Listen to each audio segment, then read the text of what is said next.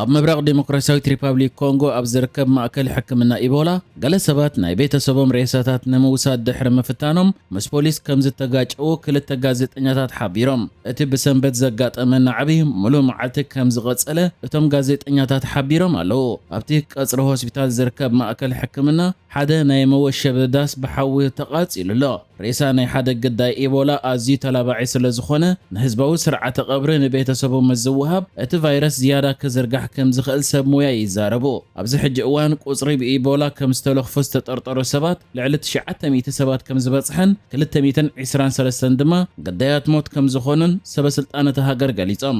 ዳይሬክተር ሕክምና ሓፈሻዊ ሆስፒታል ሞንጉዋሉ ዶክተር ሪቻርድ ሉኮዶ ከም ዝበሎ እቶም ብሰንበት መጥቃዕቲ ዝፈጸሙ ሰባት ሬሳታት ክልተ ሰባት ንስድራ ቤቶም ክወሃብ ድሕሪ ምእታዎም እዩ።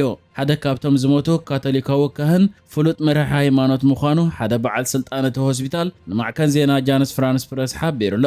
ዝኸምዚ ኢሉ እንከሎ ድማ ወተሃደራዊ ኣመሓዳሪ ናይቲ ኣብዚ እዋን ገዳይ ለበዳ ኢቦላ ኮይና ዘላ ግዝኣት ኢቱሪ ንዝርግሐ ቫይረስ ኢቦላ ንምግታእ ዝግበር ዘሎ ቃልሲ ምስ ኩናት ከመሳሰሎ እንከሎ ሰፊሕ ሕፅረት ጸጋታት ከም ዘጋጥሞም ድማ ሓቢሩ።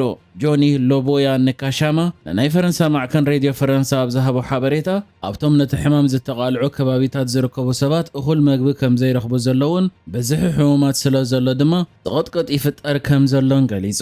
ንሱ እቲ ዞባ ናብ ዓብዪ ሓደጋ ከይኣቱ ዓቕሚ ሰራሕተኛታት ምሕያል ሓዊሱ ቁልጡፍ ግብረ መልሲ ክወሃብ ጻውዒት ኣቕሪቡሎ።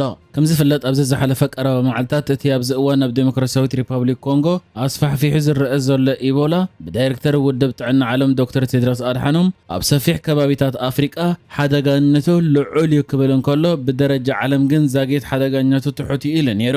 እቲ ሕማም ኣብዚ እዋን ኣብ ዲሞክራሲያዊት ሪፓብሊክ ኮንጎ ብዙሕ ሰብ ይቐዘፍ ኣብ ዘለወሉ እዋን ድማ ኣብ ዓዲ እንግሊዝ ኣብ ዝርከብ ዩኒቨርሲቲ ኦክስፎርድ ዝርከቡ ተመራመርቲ ኣብ ውሽጢ 2 ወይ 3 ኣዋርሕ ንክሊኒካዊ ፈተነ ድሉው ክኸውን ዝኽእል ሓድሽ ክታበት ኣብ ምዕባል ከም ዘለዉ ተሓቢሩሎ። ኣብ ኦክስፎርድ ድሮ መርመራታት ኣብ እንስሳታት ይካየድ ከም ዘለውን ሓበሬታ ወፂኡ ዝርከብ። ግብፂ ኣብ ኤርትራ ጨንፈር ዩኒቨርሲቲ ካይሮ ንምኽፋት መደብ ኣጽዲቓ። ላዕለዋይ ቤት ምኽሪ ዩኒቨርሲታት ግብፂ ኣህጉራዊ ህላወ ላዕለዎት ትካላት ትምህርቲ ግብፂ ንምስፋሕን ምስ ሃገራት ኣፍሪቃ ዘሎ ትምህርታዊ ምትሕብባር ንምሕያልን ዝዓለመ እዩ ዝበሎ ስጉምቲ ኣብ ኤርትራ ጨንፈር ዩኒቨርሲቲ ካይሮ ንምቋም ውሳነ ኣጽዲቑ ምህላው ተሓቢሩ። እዚ ውሳነ ብሚኒስተር ላዕለዋይ ደረጃ ትምህርትን ሳይንሳዊ ምርምርን ግብፂ ዓብደልዓዚዝ ኮንሶዎ ኣብ ዝተመርሐ ስሩዕ ኣኼባ ቤት ምኽሪ ዝተገለጸ ኮይኑ መራሕቲ ዩኒቨርሲትን ኣባላት ቤት ምኽርን ዝተሳተፍዎ ከም ዝኾነን ብኣካል ኣብቲ ዋዕላ ዘይተረኸቡ ድማ ብማንዛ ነቲ ዋዕላ ከም ዝተሳተፍዎን ኣብ መወዳእታ ድማ ኣብ ኤርትራ ጨንፈር ዩኒቨርሲቲ ካይሮ ንምኽፋት ውሳነ ከም ዘጽደቑ ተሓቢሩ ኣሎ። ኣብቲ ኣኼባ ዩኒቨርሲታት ግብፂ ኣህጉራዊ ንምግባርን ናብ ካልኦት ሃገራት ንምስፍሕፋሕን ዝግበር ዘሎ ጻዕርታት ምቅልጣፍ ከም ዘድሊ ሚኒስተር ትምህርቲ ሃገር ዝገለጸ ኮይኑ ናተወራ እቲ እስትራቴጂ ዝከታተል ኮሚቴ ኣካዳሚያዊ ክኢላታት ድማ ክቐውም መምርሒ ሂቡሎ። ብተወሳኺ እቲ ቤት ምኽሪ ኣብ መላእ ዩኒቨርሲታት ዲጂታላዊ ለውጥን ምምሕዳራዊ ቅልጣፈን ንምስጓም ዝዓለመ ኩሉ መደያዊ ስርዓት እቲ ትልሚ እትከታተልን ኣብ ምትግባሩ እትሰርሕን ፈጻሚት ኮሚቴ ምቋሙን ጸዲቑሎ።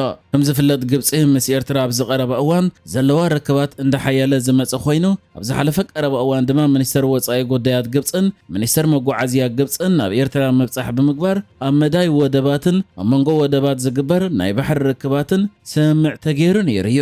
ብጀካዚ እውን ግብፂ ኣብ ኤርትራ ወፍሪ ንምግባር መደብ ከም ዘሎን መራሕቲ ዓበይቲ ንግዳውያን ትካላታ ድማ ኣብቲ ጉዕዞ ናብ ኤርትራ ብምኻድ ምስ ናይ ኤርትራ ወገን ከም ዝተራኸቡን ፍርያት ግብፅኻ ናብ ዕዳጋ ኤርትራ ንምምጻእ መደብ ከም ዘሎን ተገሊጹ ነይሩ እዩ። ሕጂ ድማ ጨንፈር ዩኒቨርሲቲ ካይሮ ኣብ ኤርትራ ንኽኽፈት ብወገን ቤት ምኽሪ ዩኒቨርሲታት ግብፂ ውሳነ ተወሲዱ ጸዲቑ ዘሎ። አምባሳደር ሕቡራት መንግስታት አሜሪካ ኣብ ኢትዮጵያ ኤርቪን ማሲንጋ መንገድ አየር ኢትዮጵያ ደጊም ዞባዊ መንገድ አየር ዘይኮነ በደረጃ ዓለም ንናይ ዓለም መንገድ አየራት ዝወዳደር ዓለም ለኻዊ መንገድ አየር ይክብል ገሊጹ ንሱ ምስ መንግስታዊ መደበር ቴሌቪዥን ኢትዮጵያ ኣብ ዝገበሮ ቃለ ምሕተት ኣብዚ ዝሓለፈ ልዕሊ 2 ዓመታት መንገድ አየር ኢትዮጵያ መስመራቱን አገልግሎትን ንምስፋሕ ክሰርሕ ከም ጸንሕን እዚ ድማ ብዓወት ክፍጽሞ ብምኽኣሉ ኣብ መጻኢ ንዝወስዶ ናይ ምዕባለ ስጉምታት ሓጋዚ ከም ዝኾነን ኣብ ዝዋን ከዓ እቲ መንገዲ ኣየር ዞባዊ መንገዲ ኣየር ኢልካ እትዛረበሉ ጥራይ ዘይኮነ ዓለም ለኻዊ ብዓለም ደረጃ ተወዳዳሪ መንገዲ ኣየር ኢልካ ክትዛረበሉ ትኽእል ዕውት መንገዲ ኣየር ክብል ገሊጹ። ብተወሳኺ መንገዲ ኣየር ኢትዮጵያን ናይ ኣሜሪካ ናይ ነፈርቲ ትካላትን ዘሎ ርክባት ኣመልኪቱ እውን ነቲ ርክብ ክንእድን ከሎ መንገዲ ኣየር ኢትዮጵያ ኸ ምስ ናይ ኣሜሪካ ትካላት ዘለዎ ምትሕብባርን ንግዳዊ ሽርክነትን ከምዚ ኢሉ ክቕፅል ትፅቢት ናይ ኩሎም ወገናት ምዃና ሓቢሩ። ብተወሳኺ እዚ ኣምባሳደር መንገዲ ኣየር ኢትዮጵያ ተሳፈርቲ ካብ ናብ ካብ መጓዓዓዝ ሓሊፉ ጽዕነት ማለት ካርጎ ካብ ናብ ሃገራት ኣፍሪቃን ካብ ኣፍሪቃ ወጻኢ ክሳብ ኣሜሪካ ከጓዓዓዝ ምኽኣሉ እቲ መንገዲ ኣየር ክሳብ ክንደይ ዓብዩን ሰፊሑን ምህላው ዘርኢ ድሕሪ ምባል መንገዲ ኣየር ኢትዮጵያ ድሕሪ ደጊም ዞባዊ መንገዲ ኣየር ዘይኮነ ብደረጃ ዓለም ተወዳዳሪ ዓለም ለኻዊ መንገዲ ኣየር ኢሉ። ኢትዮጵያ ብሰንኪ ኩናት ኢራን ኣብ መጻወቢ ሆርሙዝ ኣጋጢሙ ዘሎ ኩነታት ኣብ ቀረብ ሰዓት ጽልዋ የሕዲሩ ንቆጠባ ይሃስየሉ ኣብ ዘሎ እዋን ግብፂ ኢትዮጵያ ኣብ ኣፍደገ ባሕሪ ጽልዋ ንኸይህልዋ እትገብሮ ዘላ ዕንቅፋት ብስቕታ ከምዘይትዕዘቦ ኣጠንቂቓ። ኢትዮጵያ ናብ ቀይሕ ባሕሪ ንምብጻሕ እትገብሮ ዘላ ጻዕሪ ብግብፂ ንኽዕንቀፍ ፈተነታት ይግበር ኣሎ ክትብል ከላ ነዚ ጉዳይ ከዓ ብስቕታ ከምዘይትርእያ ኣጠንቂቓ ትርከብ። በዚ ከዓ እተን ንነዊሕ እዋን ብጉዳይ ፈለግ ኣባይ ፖለቲካዊ ምትፍናን ዝጸንሐን ሃገራት እቲ ምትፍናንን ዘየዱ ናብ ናይ ቃላት ኩናት ከኣትወየን ዝረኣያ ዘለዋ።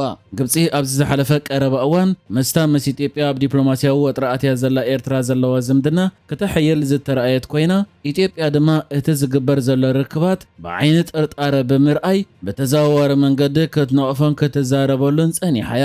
ኣብዚ ሕጂ እዋን ከዓ ብሰንኪ ኩናት ኢራን መጻወቢ ሆርሙዝ ምዕጻው ኣጋጢሙ ኣብ ዘለወሉ ግዜ ከም ኢትዮጵያ ዝኣመሰለት ሃገር ካብ ወጻኢ ዝኣቶ ነዳዲ ልዑል ዝኾነ ምድንጓያት ይረኣየሉ ኣብ ዘሎ ግዜ ኣብ ፀዓት ብሓፈሻ ድማ ኣብ ቆጠባት ሃገር ልዑል ጽልዋይ ይሕዲር ዘሎ።